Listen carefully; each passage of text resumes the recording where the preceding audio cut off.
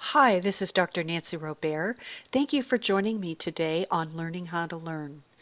Today I'd like to talk about brain functions, specifically the focused and diffuse modes of thinking, how neural connections impact our motivation, and the impact of sleep on our ability to learn.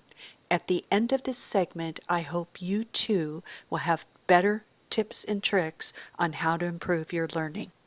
So why is it important for us to learn how to learn more efficiently? Today, it is estimated that 90% of data in the world has been created in the last 2 years alone. The Domo report, Data Never Sleeps, reports some astounding figures about the volume of new information. Netflix streams 69,000 hours of new video per minute. We're tweeting 456,000 tweets. YouTube users are watching over 4 billion videos per minute. Google is conducting over 3.6 billion searches per minute with 3.7 billion estimated internet users. So we have to ask ourselves, with so much access to information, how do we best take in new information and process it in a way that's meaningful for us and our learning?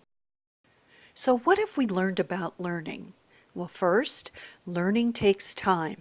Cramming, jamming, and overnighters just don't cut it. It's impossible to establish deep learning using those methods. Second, your brain processes information using two thinking modes, focused and diffuse. And your brain goes back and forth between those two thinking modes, establishing neural pathways that have been formed over time and by the use of repetition. And lastly, in order to build effective neural pathways, you need to work on new information each day. Establishing routines where you can look at information in small chunks are what help you to have deep learning. Now let's take a moment and reflect upon the key concepts that we just discussed.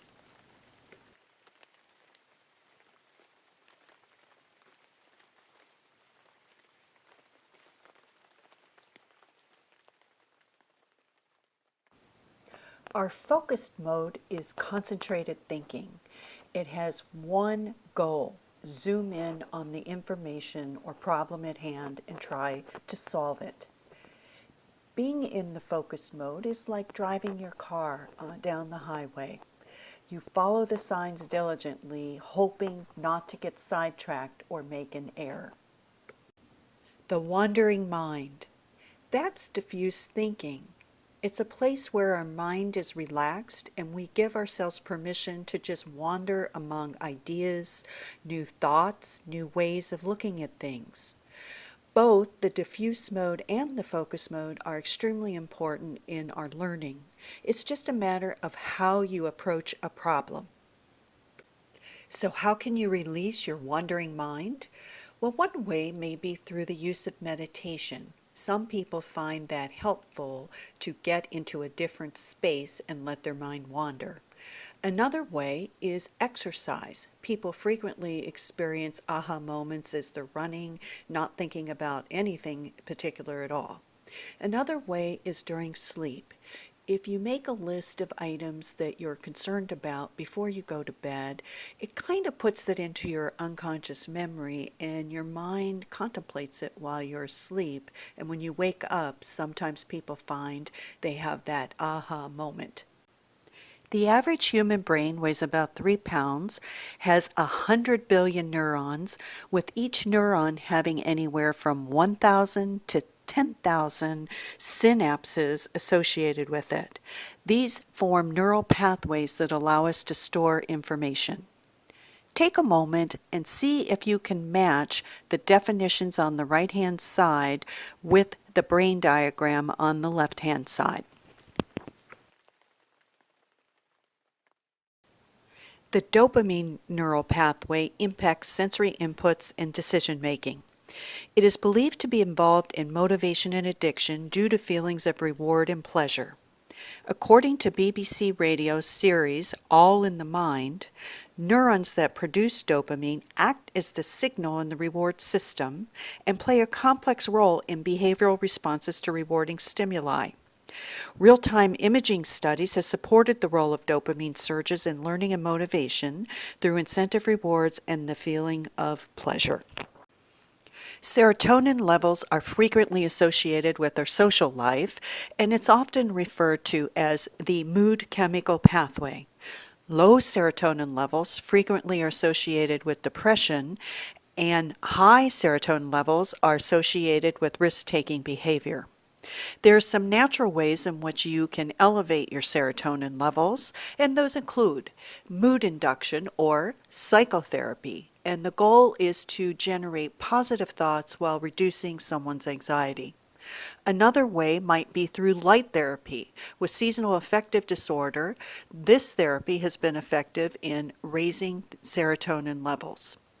Also exercise. Exercise they call the wonder drug because it also has an impact on serotonin levels.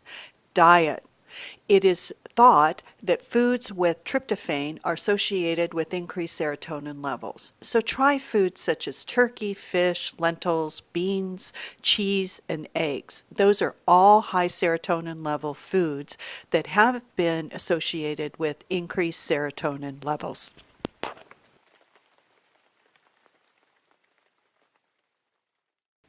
Scientific studies with animals have shown that while in the rest state, the brain is washing away toxins that accumulate in our brain during the day. Sleep is an essential ingredient in terms of learning and having the memory capacity to learn new things. Ethan Green, founder of No Sleepless Nights, suggests some bedtime routines that might help us all to get better sleep. First of all, he suggests that about 30 to 60 minutes before your regularly scheduled bedtime, that you start to prepare to calm your mind. You start to brush aside, take away things that would be distracting or increase your mental processing. For instance, things that you're worried about. He suggests that you write them down. Write them down on a notepad and put them at your bedside. That does two things. That takes it off of your mind, thus reducing your anxiety, as well as gives your brain time to use that information unconsciously while you are asleep. And sometimes you find yourself in the morning waking up with that aha moment. Another thing he suggests is turning off all electronic devices and instead read.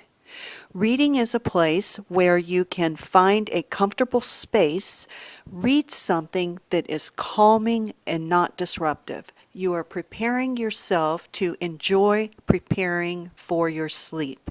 He recommends do not read in bed if at all possible because you want your mind to associate the bed with sleep, not the bed with an activity.